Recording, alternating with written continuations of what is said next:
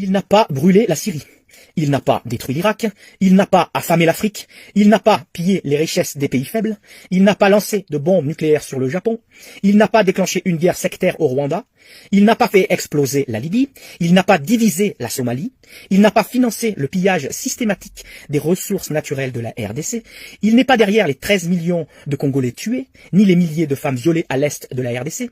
Ils essayent de nous faire croire qu'il est le premier ennemi de l'humanité. Quant à ses adversaires qui ont tué, déplacé les populations, pillé des partis, enrôlé des enfants, sont des démocrates et des humanistes.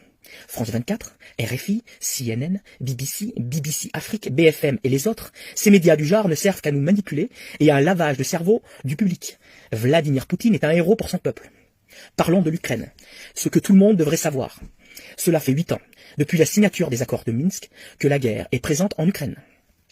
Cela fait 8 ans que les cadavres des indépendantistes du Donbass s'entassent. 14 000 morts à ce jour. Cela fait 8 ans que le pouvoir de Kiev tire et tue son peuple sous le regard du monde occidental qui s'en branle les manettes. Cela fait 8 ans que les Russes demandent le respect du traité de Minsk II qui devait garantir l'autonomie des républiques séparatistes du Donbass et du Lugansk. Cela fait encore 8 ans que l'Europe de l'OTAN, 21 États de l'Union européenne, ferme les yeux sur le massacre des russophones.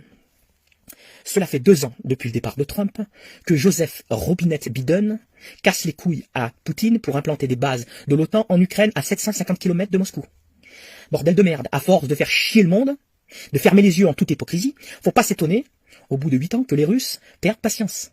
Pour le moment, il ne s'agit que d'une leçon militaire donnée par les Russes, qui ne tiennent pas à toucher la population ukrainienne, mais à juger le nazi Zelensky, maître d'œuvre de tout ce naufrage qui se cache derrière l'Europe, complice, et l'OTAN pour se faire la Russie de Poutine. Alors, citoyens français, ouvrez vos putains de yeux, et ne jetez pas la pierre sur le seul responsable, montré du doigt, Vladimir Poutine. Regardez plutôt vers cette Europe pourrie, jusqu'à la moelle, intéressée par les seules richesses de l'Ukraine, qui pendant 8 ans a laissé les russophones se faire massacrer par Zelensky, sachant très bien que Poutine n'aurait d'autre choix que d'intervenir.